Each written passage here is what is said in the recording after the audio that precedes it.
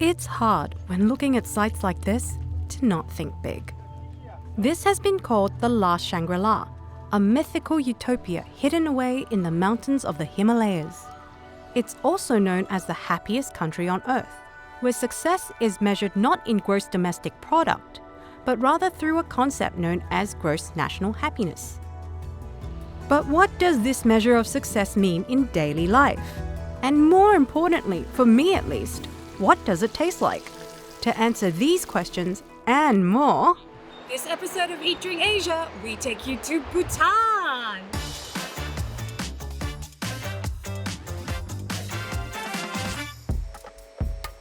my journey in Bhutan starts in the capital city, Thimphu. You can instantly sense the presence of Bhutanese culture in every corner here.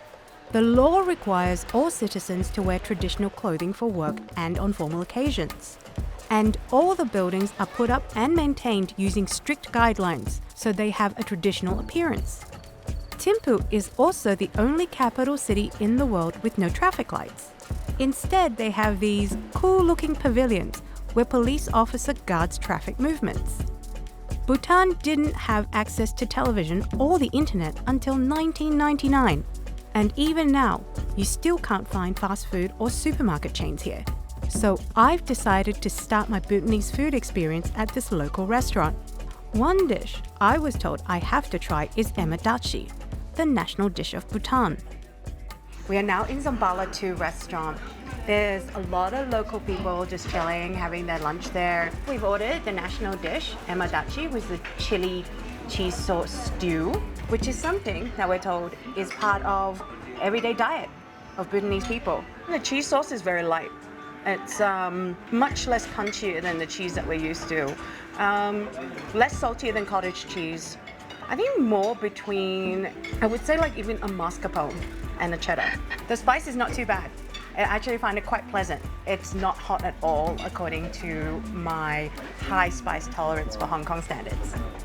This is my first meal in Bhutan, and I already can't help but notice there is cheese in almost every single dish. So to find out what's so special about cheese in this country, I'm visiting Chef Blue at Pangu Restaurant. Well, these are amazing ingredients that you've prepared for us, Chef Blue. Can you explain to us Yes, of what course. they are? Of course. So let's start with the different types of cheeses that we have here that we traditionally use in all of our cooking. The ones that are sort of in a circular shape, they're all called datsi. So there's different stages and fermentations of this datsi. So this is the freshest type of datsi that we have. This would be the second stage where it sort of develops a cover. The third stage would be where it sort of almost decimates into like a liquidy form. We eat a lot of pork and a lot of butter and a lot of cheese because, high altitudes, and we need a lot of trans fat to sort of keep us warm and get us going and, climbing mountains, etc. So would you say that cheese plays a very important part Yes, to Bhutanese cuisine? extremely. I think without datsi, it wouldn't really be Bhutanese food. With our meat dishes, we use a lot of onions, garlic, chilies, but with our vegetables, we don't really saute them or fry them or anything like that. Everything is with datsi. Dachi can be made by either cow or yak milk, and the most popular ingredient to pair with dachi is chili. But unlike many other places where chilies are used as spices, chilies are eaten as a whole, just like other vegetables in Bhutan. Are these native Bhutanese Yes, they're chilies? local Bhutanese chilies. They're harvested at multiple different stages. When they're younger, the spice hasn't really developed. And then once it's more dark green and a little bit harder, then the spice levels are really quite up there. Oh, amazing. And then when it turns red, we dry it on the roofs of our houses, and it turns to this. Wow. These are two fundamental building blocks of Bhutanese cuisine. You can combine them with other ingredients and create a plethora of local home-cooked dishes. What a spread you've prepared for us, Chef Blue. Where should we start? Let's start with all the datsi stems that we talked about that time. So first one we have here is something we call pilu. So that's the yak cheese that's sort of been stretched out and smoked over a fire. Ooh, it's gooey. Almost like a Gouda flavor. Yes. Yeah. But the texture is, I would say, like in Chinese food, it's like a smooth, chewy, kind of like a bean curd, like a fresh bean curd flavor. But it has a very strong Gouda flavor. Yes. So this goes with rice. Yes, everything goes with rice. No rice, no Bhutanese food. No chilies, no Bhutanese food. So the next one, let's do the kewadatsi. So everyone loves kewadatsi. As you know, emadatsi is the national dish of Bhutan, right? Yeah. But we replace the chilies with any other vegetable, anything you want. Probably potatoes, a bit of spinach, asparagus, the fern. Wow. Yeah, any I vegetable mean, they cheese want. and potatoes, how can you go wrong? This is fresh cheese? Yes, it's actually a combination of fresh and the mildly fermented one. Oh. Pungent level cheddar. But with a bit of chili on it. Yeah. You can't go wrong with cheese and potatoes in any culture. The heavy use of butter and cheeses in Bhutanese dishes resembles certain flavor profiles in Western cuisines. But food in Bhutan is still often overlooked by tourists, and Chef Blue is on a mission to change that. You're doing really amazing things here at Pangu. What is your dream? How would you want recognition for what you're doing here? So I think me and my partner have come to a conclusion that, or we feel responsible to sort of highlight Bhutanese food and give it like an international platform almost, because a lot of tourists and visitors that come in don't really get to really experience authentic Bhutanese food, and the flavors are like toned down, the spices are toned down, the chilies are toned down. When I travel, I look forward to my food. Bhutanese food, unfortunately, doesn't have the greatest reputation just because of the experiences that have been offered in the past. A lot of people don't really enjoy that, but there are ways to refine Bhutanese food, but have the flavors stay true to its authentic, Bhutanese cuisine. Preserving and promoting traditional Bhutanese culture plays a huge part in the Gross National Happiness Index, or GNH, the guiding philosophy of Bhutan. The idea of happiness in Bhutan somewhat mirrors teachings in Buddhism, which is also the country's predominant religion. This means happiness does not necessarily mean being overjoyed all the time or owning material things. It's more about having a peaceful state of mind and striking a balance between sustainability, culture, and economic growth. This also translates to what Bhutanese people eat. For such a popular ingredient like dachi, you would be surprised that there aren't any industrial dachi products available in the country. So how do people in the city get fresh cheese? Simple, they go here. This is the cheese section of the market. As you can see, some of the familiar produce, such as the cheese that Chef Blue showed us. What's this? This one is dry yak cheese. Dried yak Yeah. cheese. This is a dried one, so you can put it in the mouth and slowly you can chew it. Oh, is this eaten like a snack with beer? Yeah, we travel in the bus, we used to chew it. Oh, so it's just something to pass the time. Yeah. It's really, really tough. For some reason, it's a little bit sweet at first. But then the yak flavor comes out. It's really gamey. It's really hard.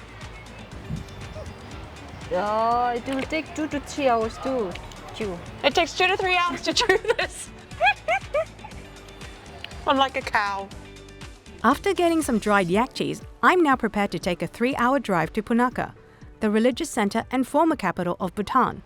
Here, I'm meeting a local farmer family and seeing how they hand-make fresh dachi straight from cow milk. It's 7 o'clock in the morning. The sun has just risen over the mountain ranges, bathing the valley in this beautiful, misty light. And we are churning dachi this morning.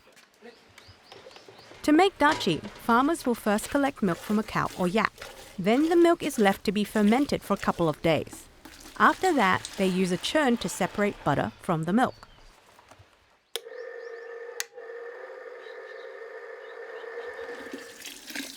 Inside is this frothy mixture. It's very buttery yellow. I'm not smelling anything in particular right now. More or less, like, if you've ever accidentally left milk out for a few days, it looks like that, but a healthy yellow color. I have a bit of trypophobia looking at it, but I'm sure it'll be delicious soon. After the butter is collected, the residual liquid is gently heated and clumps will start to form.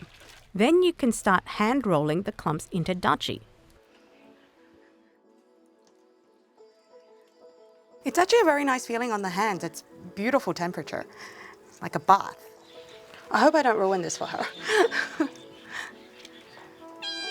How's this? Oh, I passed. Fortunately, my contribution didn't go to waste. And at night, my effort will be transformed into a delicious feast of home-cooked dishes. Lala, the mother of the family, has prepared emadachi, vegetable stir-fry, dried beef stew, and rice vermicelli.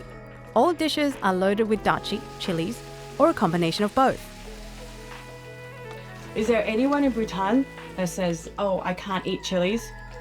No, I think, but the small kids, I think, they won't be able to take chilies, but later they will get used to it, I think. How old do you start feeding them food with chili?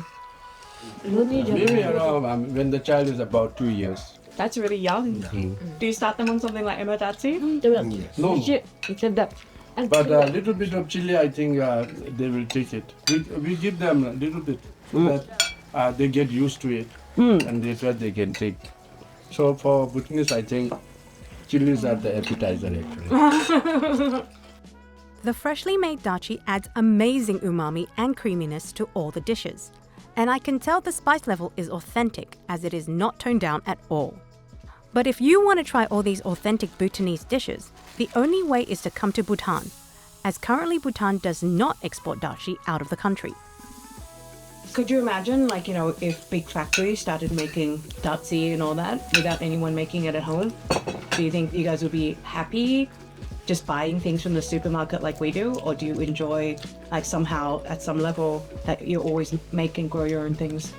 Actually, it's nice to have our own stuff, like what we do just now. Because buying from the factories and all this, actually, it creates some kind of problem. Like, we really don't know whether it is hygienic or not. I feel like, there's a lot to be proud of to be in Bhutan, like, to be Bhutanese. What's your favorite thing about living here? The good thing about Bhutan is we are still in our originality. We have a policy called GNH. Under that, we have 4 pillars.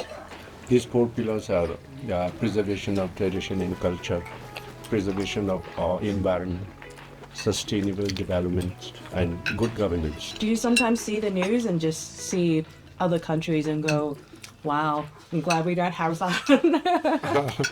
We also admire other countries, but at the same time, we are proud of our own country. It's true.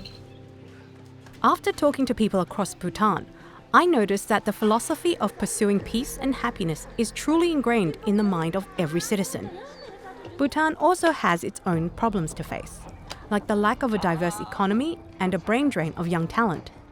But while people in modern cities are drowned in work and business and chasing numbers, we often forget about the importance of culture, nature, and well-being. Bhutan is a reminder that it's possible to find that balance, perhaps starting from the way we eat.